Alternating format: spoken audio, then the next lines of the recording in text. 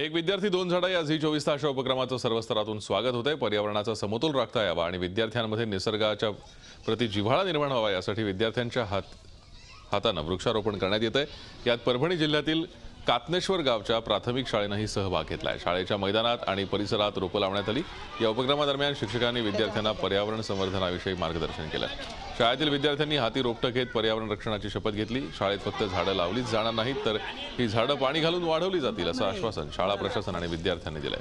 हरित महाराष्ट्राच्या स्वप्नपूर्तीसाठी झी24 तासनं एक विद्यार्थी दोन झाडं या अभियानाच्या माध्यमातून 1 लाख झाडं लावण्याचा आणि जगवण्याचा संकल्प केलाय।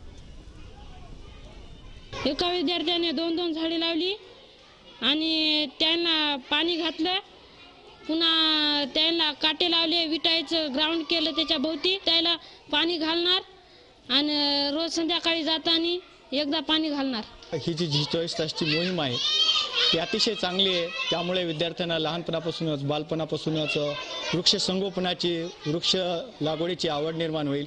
त्याचबरोबर पर्यावरणाचा समतोल राखण्यासाठी खूप उपयोगी पडेल।